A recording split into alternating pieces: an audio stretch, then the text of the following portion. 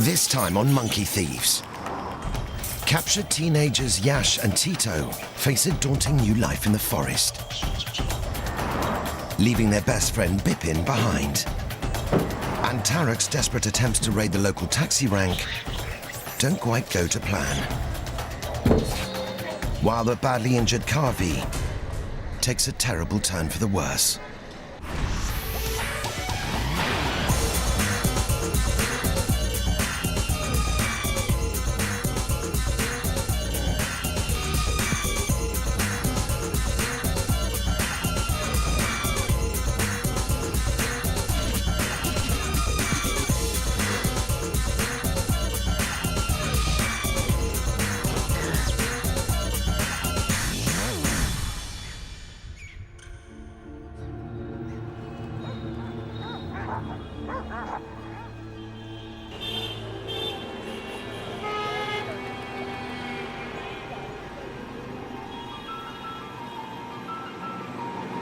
Just before dawn, and around 10 miles from their city home, teenagers Yash, Tito, and several of the Gulta gang are paying the ultimate penalty handed out by Jaipur's city authorities whenever monkeys step out of line.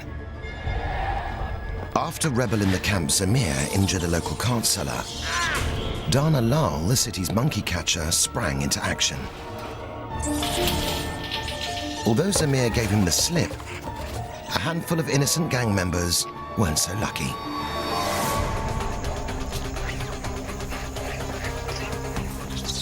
Separated from their family back at the temple, these city slickers are about to face an alien world where only the toughest creatures survive and only a few non-natives make it out alive. As the darkness masks the presence of prowling predators and other troops, the gang needs to be vigilant before facing whatever daylight reveals.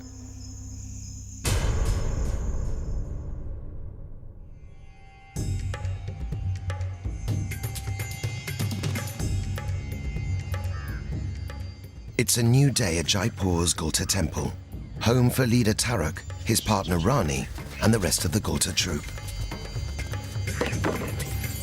10-year-old Tarak's main duty is to protect his family from danger and help put a regular supply of food on the table. But the past 6 weeks have been unusually tough. With no sign of the monsoon rains, gifts of food from pilgrims and well-wishers have dried up. Tarak has never been under so much pressure. He's surrounded by 50 monkey stomachs rumbling louder than ever. To survive, he's had to lead Rani and the rest of the family outside of the temple, risking a whole host of dangers in the city.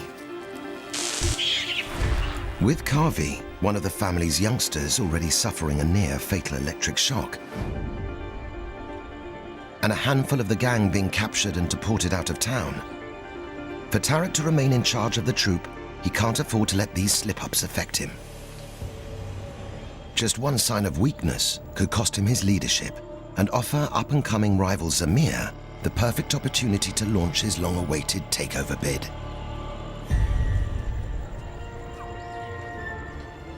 But there is an even bigger danger for Tarak and his family. It seems the troop's safe haven is no longer safe. After jailing Yash and Tito, the government's monkey catcher has finally tracked down the rest of the troop at the temple.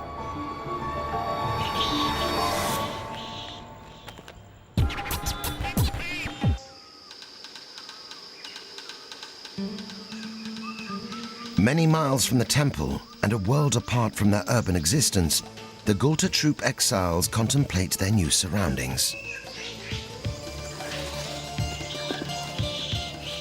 Each year, hundreds of Indian rhesus macaques are caught and relocated out of Jaipur's city centre. Although the open forest may seem like a life of luxury to any animal caught up in today's expanding urban society, for Yash, Tito, and the rest of the refugees, this is no holiday. Born and bred in the city, the troop rely on human resources for over 90% of their diet. Here in the surrounding jungles, aside from a supply of protein-rich leaves, Yash and Tito and the rest of the exiles are completely on their own.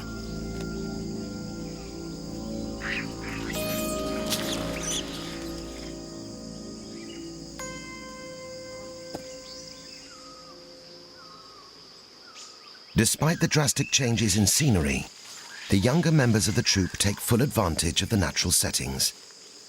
They seem strangely at home.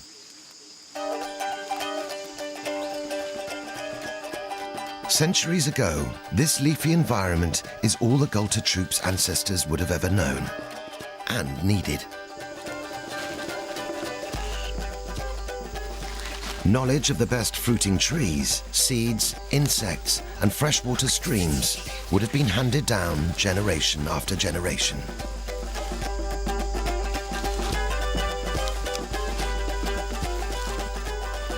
But that was long before forest after forest was claimed for farmland and city expansions.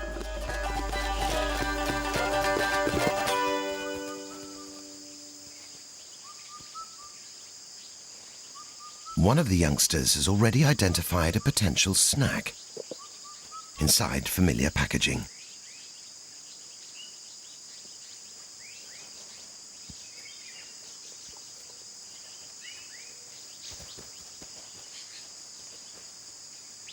Tito also decides to investigate, hoping to claim the treat. But it looks like nothing here in the forest is going to be straightforward. In order to survive, they're going to have to work a great deal harder, or find their way back home to the city fast.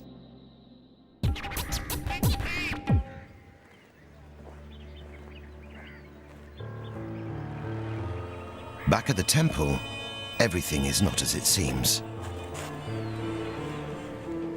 Although the monkey catcher has entered their temple stronghold, what Tarak doesn't know is that he and his troop have nothing to fear.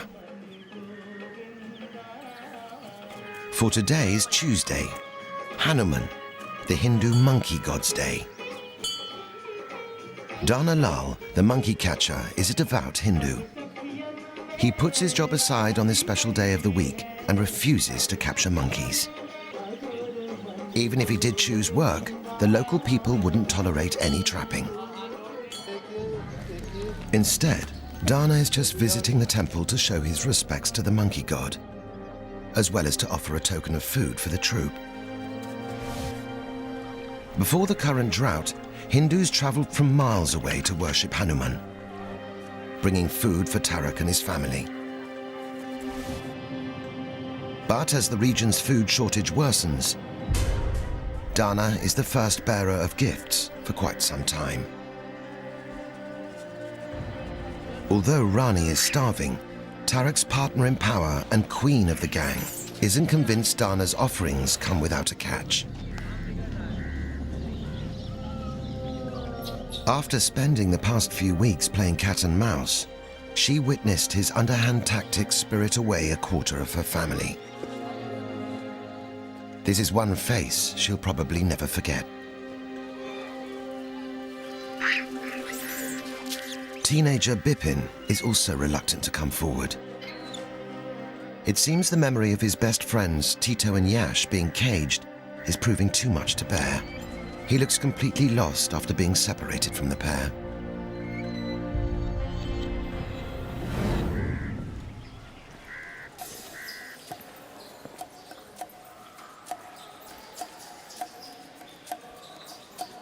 It's mid-morning.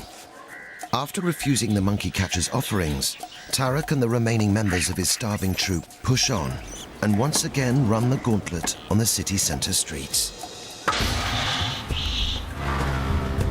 Although today at least there's no danger of any of the gang being deported, the local people are becoming more and more prepared.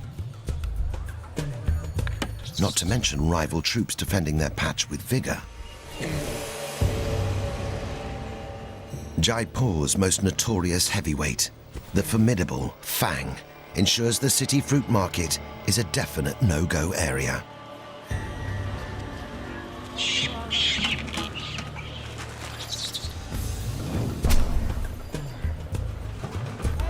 With food supplies in the region at an all-time low, the gang must now make the most of every feeding opportunity, no matter how small.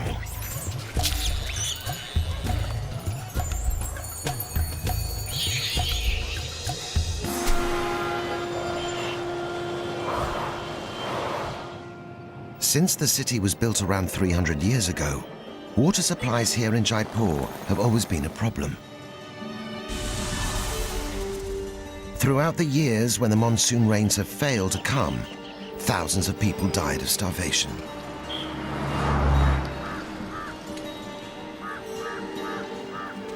Rani is especially hard hit by the drought.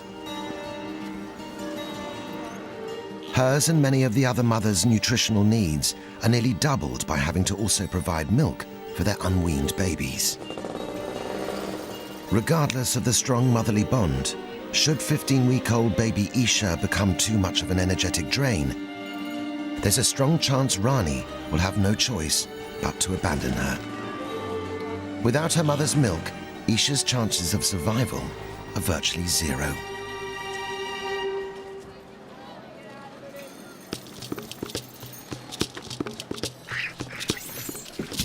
Despite the lack of breakfast, the younger members of the gang seem to have loads of energy and want action regardless of the rewards.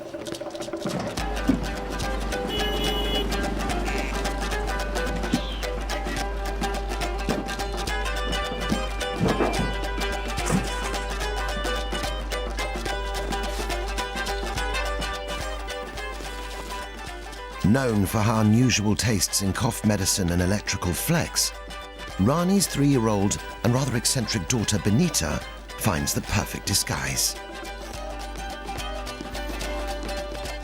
Although some of the locals may be foolish enough to leave a window open or valuables unattended, it's unlikely any of them will fall for this one.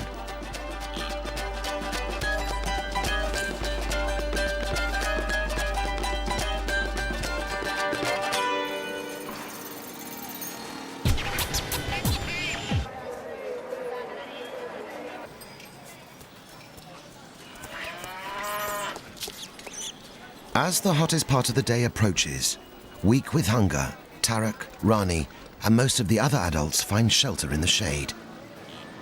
But wannabe leader Zamir is working overtime. He's clocking every potential opportunity. He led the troop to their last successful meal mission, and if he continues to prove his food-finding ability, Rani and the other mothers may elect a new leader. Tarak's days at the top could be numbered.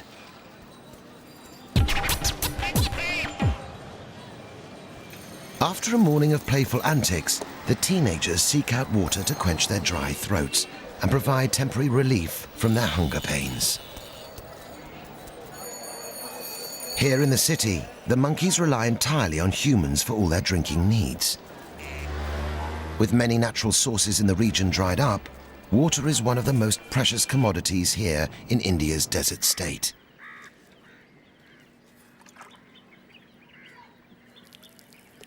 This backstreet water trough fuels the needs of the local people, as well as many of the cattle roaming the city streets.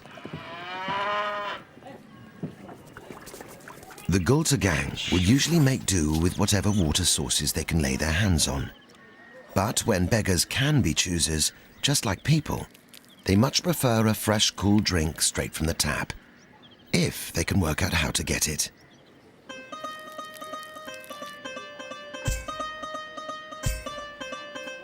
Young tearaway in the making, Anup, is trying hard to keep up with his elders, but the youngster still has a great deal to learn.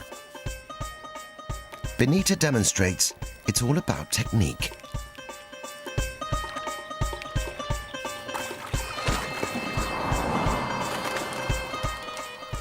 Following their brief siesta, Tarak, Rani, and the rest of the desperate troop also decide to quench their thirst.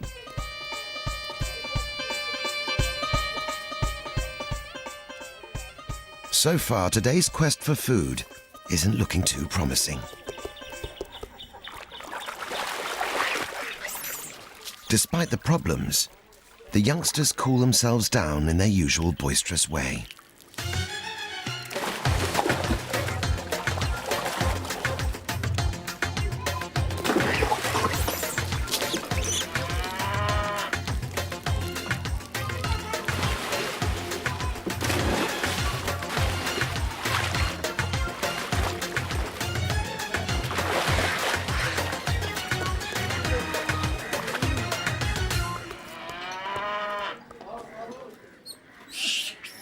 But as the hours tick by, the pressure on Tarak increases.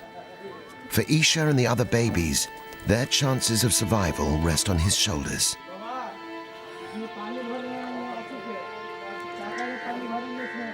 Bipin doesn't join in with the rest of the teenagers.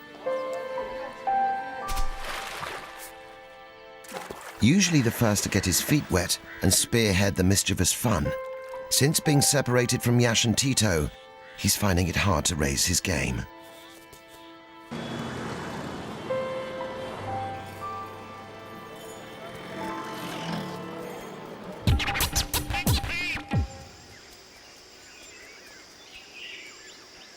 Following a 6-hour trek through unrecognizable terrain, Yash, Tito, and the rest of the Gulta gang refugees could at last be onto something. As Yash approaches the familiar structure, it seems the lost troop may have found their way back to civilization sooner than expected.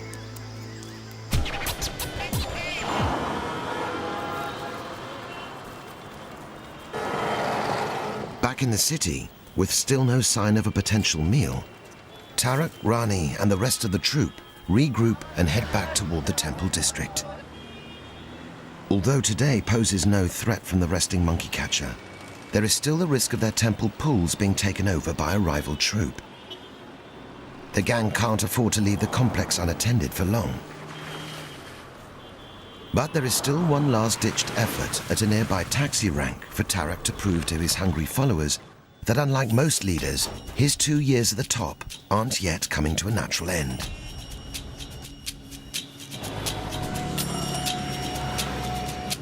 There are over 4,000 motorized taxis serving Jaipur's ever-expanding population, often working 12-hour shifts, winding their way through endless traffic jams. The drivers need to take a well-earned break. Mid-afternoon at this truck stop, just a mile from their temple complex, the troop are hoping to capitalize as the drivers relax, leaving their vehicles and snack boxes unattended.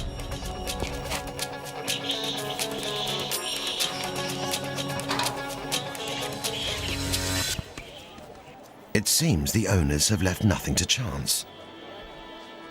Their vehicles are bare.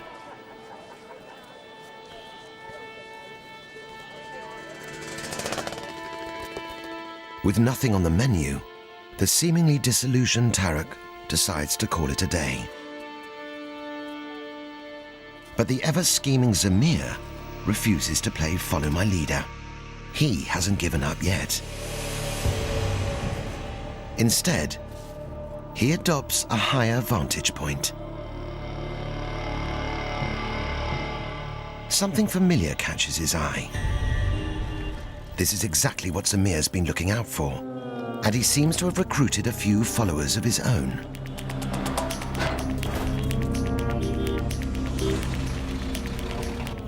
Taxi driver Bwani Singh has never had a run-in with monkeys before. Although his hometown streets are named after the epic Hindu story, the Ramayana, where Hanuman, the monkey god, defeats evil and saves the day, his neighborhood has always been monkey-free. But no one is immune to monkey trouble, as Bwani may soon find out. As he leaves his taxi, his guard is down, and so is his passenger window.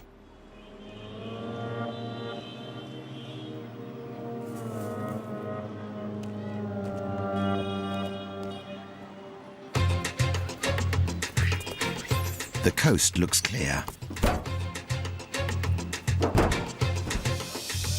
Zamir leads the gang and gets to work.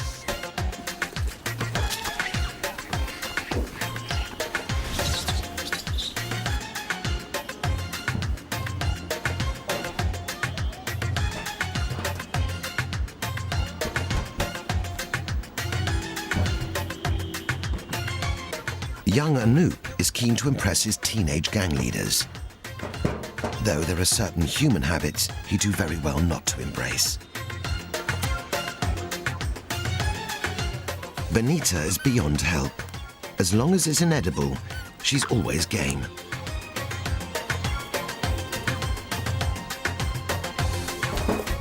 Even toiletries are given the once-over.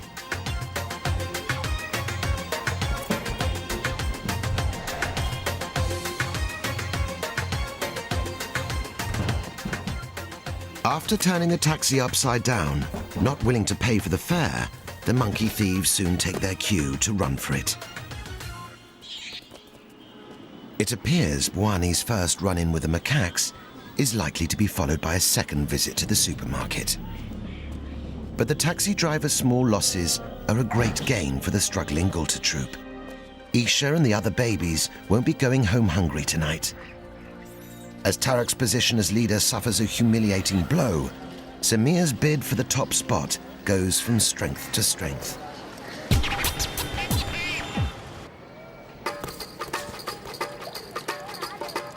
Retreating to the safety of the rooftops, a few of the gang seem intrigued by some of the less edible takings.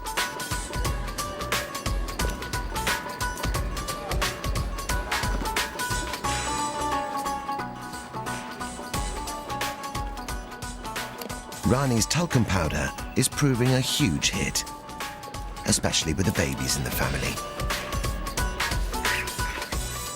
The sweet-smelling substance seems like the perfect complement to Wacky Bonita's newfound footwear.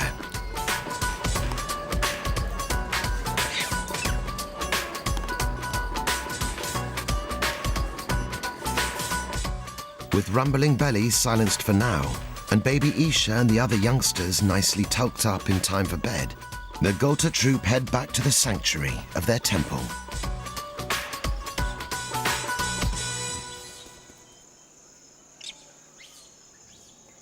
Not only do high-ranking members of the troop like Rani and Tarak receive preferential feeding rights, they also get the coziest and safest places at bedtime.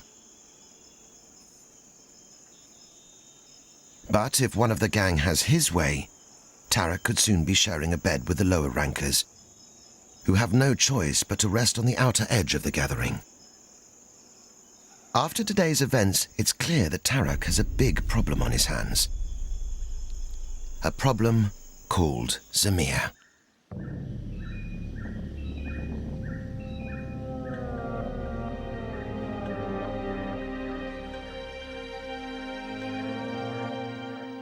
Bipin is first to rise. He's had a sleepless night.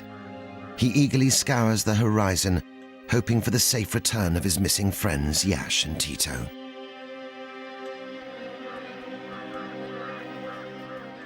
But his prayers might be better directed towards another member of his gang. After receiving severe electrical burns several days ago, Kavi, a younger member of the troop, takes a turn for the worse. One of his wounds has become infected with life-threatening parasites, and his appetite has taken a serious dip. Dr. Chavla and his veterinary team at animal charity Help in Suffering take action, but are very concerned for the youngster's welfare. The signs aren't looking good. Like his family members lost in the forest, Kavi is far from out of the woods.